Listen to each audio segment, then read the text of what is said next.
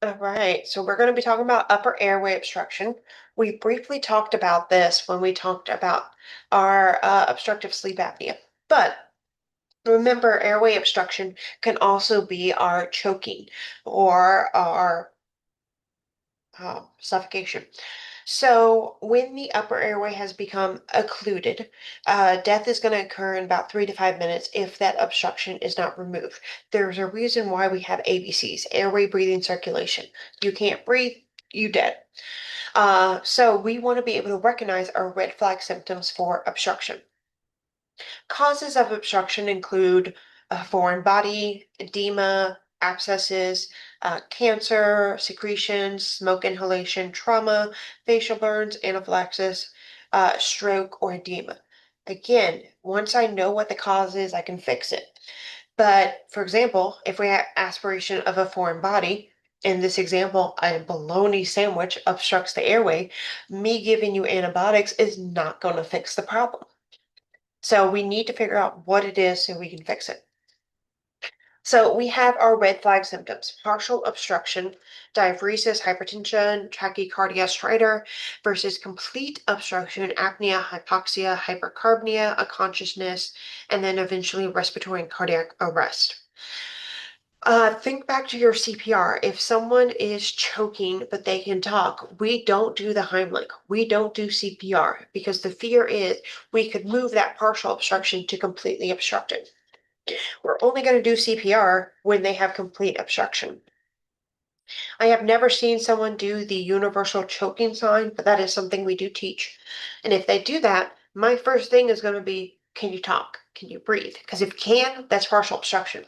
I'm going to do what I can to help you break it apart. We're going to have you cough. We're going to have you drink some water. We're going to do something to try to get that out.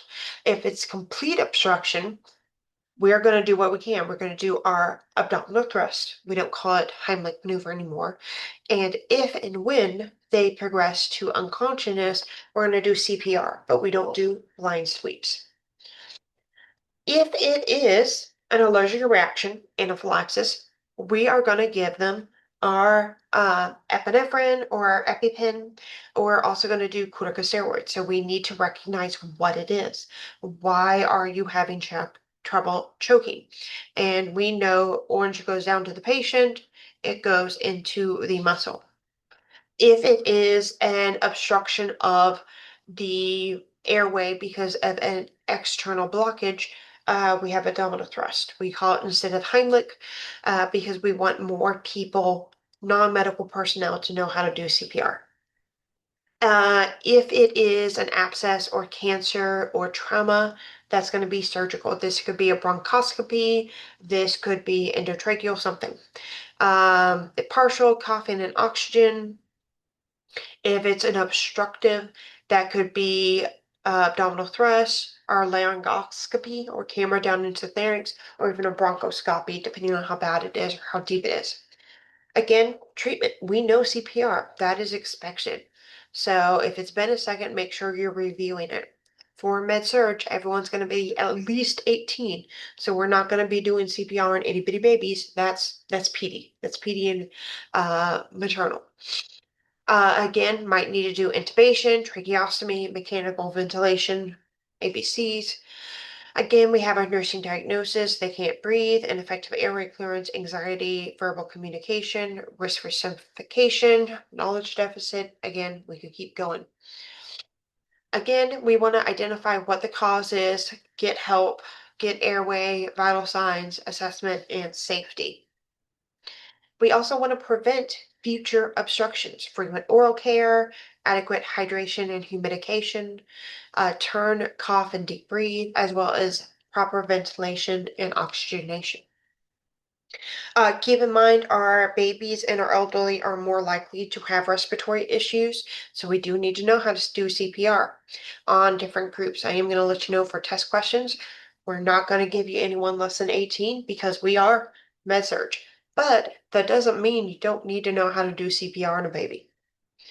Again, we need to be able to teach our patients how to do CPR, how to monitor for anaphylaxis, how to administer EpiPen, to prevent obstructions if someone's on a endotracheal tube or a trach We need to make sure our patient has a way to communicate, whether that's writing or miming or mouthing, whatever it is. Then you need to have a safe way to communicate.